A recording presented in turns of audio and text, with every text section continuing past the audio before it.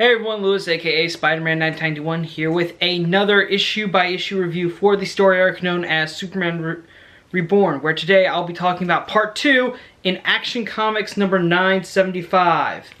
In the last video I did for the story arc, I mentioned that the identity of the Clark Kent doppelganger, duplicant, that's actually a cool nickname, was actually leaked, and some people know about it. I will be talking about that during this video, so spoiler alert. If you don't want to know who it is, I'll just give you my short review, which is this issue is awesome. It showed us who the duplicant is, why he's doing all these things, why he's doing this, what's his motivation. It's brilliant. So far this arc has been great. That's all I'm going to say about it, because everything I'm going to talk about I will be discussing spoilers. So if you don't want to know, stop the video right now. Go read the comic, then come back. Right? Okay, here we go.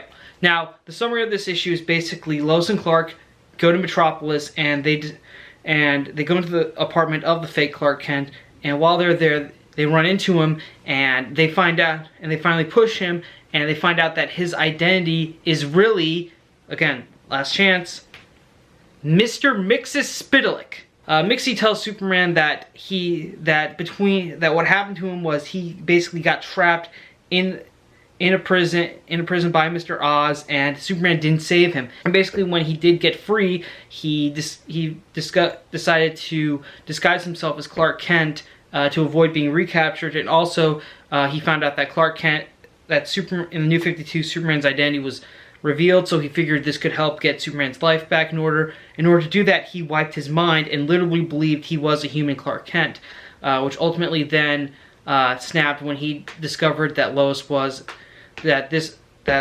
actually married to Clark and they have a son. At that moment, he kind of snapped and remembered that, holy shit, he abandoned me, and now I want to get revenge on him. So Mixie decided that in order to get his revenge on Superman, since Superman didn't save him and it left him hurt, he decided he was going to hurt Superman by taking away his son and eventually erasing John from existence so no one would remember him. And as soon as Mixie disappears, Lois is wondering why they're in Clark's old apartment, and Superman says, Lois, we need to find Mr. Mxyzptlk. And Lois is confused about who he's talking about, and Clark says he has John, and Lois says, John who?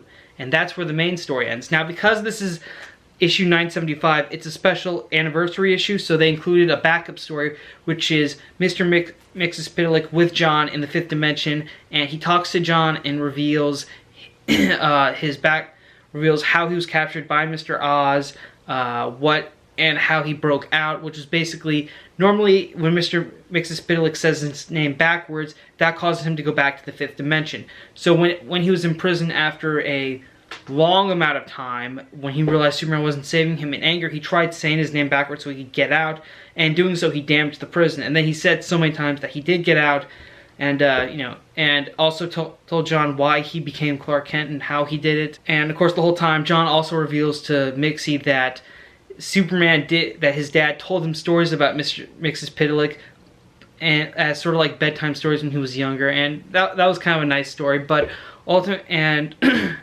Mixie does kind of give John a little bit of hope, saying oh, if you trick me, if you go into one of these random doors, then I'll send you home. And of course, John picks the right door, he goes home, but then he's back in the 5th dimension, because according to Mixie, he said, I said I'd get you home, didn't say you'd stay. And that's basically the backup story. Now, like I said in the spoiler-free blurb, this was a fantastic issue. I really like the reveal that it's Mr. Mxyzptlk who is the fake Clark Kent, and why he's doing all this. Also, this was a great reintroduction to Mr. Mxyzptlk. If you saw my review of the first part, you know I mentioned that DC Comics kind of teased the readers with a list of suspects, and Mr. Mxyzptlk was on the list, and he was my most likely candidate that I felt was most likely going to be it. And also, I had a really wild card theory that it could have been Dr. Manhattan, but I'm kind of glad that theory was debunked, because I'm definitely sure, because now I know that they're definitely going to save Dr. Manhattan for the big Watchmen event crossover that they're planning. I love the idea that that they sort of revamped Mr. Mxyzptlk. Instead of just being a mischievous little prankster, he's now a legitimate threat. In fact, I think that's a lot of people's complaint about Superman sometimes, is that they say, oh, he's too powerful, he can easily solve his problems. Well, now he's actually facing someone who can basically bend the reality of the third dimension. So it definitely is a challenge for Superman. So it's definitely a challenge for the Man of Steel now. The only time, though, that, and like I said earlier, most of the times Mr. Mxyzptlk acted like a mischievous prankster. That's all he ever did. He would show up every 3 months, just kind of have his fun with Superman, then Superman would trick him into saying his name backwards. He'd go back to the 5th dimension. 3 months later, rinse, repeat. The only other time I could ever think of Mr. Mxyzptlk acting like a real legitimate villain was in one of my favorite Superman stories, Whatever Happened to the Man of Tomorrow. If you haven't read it, I definitely recommend you should go read that, especially if you liked Mr. Mxyzptlk's role in this story arc. Also, I like how since this was a special anniversary issue, we got a backup story that revealed all of Mr. Mxyzptlk's motivations and gave us the full detail and background information about why he's doing all this. I thought that was good because it definitely helped the momentum of the main story, keeping it moving forward, which was great. Because sometimes I feel like whenever we do get to a big reveal and there's a lot of backstory, it kind of weighs down the pace. But with this, it helped. But with this, since it was in a backup, it didn't feel like it was losing a lot of pacing with the main story, which was great. Also, I thought the backup story was great because it's written by Paul Dini, who, if you don't know, he wrote he's written a ton of DC comics, even a lot of episodes for the DC animated universe. And it's a good story because at first you kind of are angry at Mr. Mxyzptlk for, taking away John, because I gotta be honest, John Kent is probably one of my favorite parts about the Superman titles in Rebirth. At first you're kind of like, what the hell, man? But then when you read this backstory, you actually do have some sympathy for Mr. Mxyzptlk, because he legitimately never really wanted to harm Superman. He just kind of thought of him as like a buddy that he would mess with. I mean, anyone who's ever had like that one friend who usually like messes with people, who's just like, being a little funny, that's kind of like what Mr. Mxyzptlk thought he was. But of course, when Superman didn't show up or didn't even bother noticing that he was gone, of course Mixie was offended, and so he decided to get back at Superman. But I think that added a lot of depth to his motivations. It helps for a character that's normally seen in a comedic, sort of funny villain type role, into being taken more seriously as a threat. I thought that was brilliant. It also showed him more depth as a character. So that was really nice. Overall, I think this story arc has been fantastic. We are halfway through it, and I have to be honest, this is probably the best story arc I've read with Superman since Rebirth.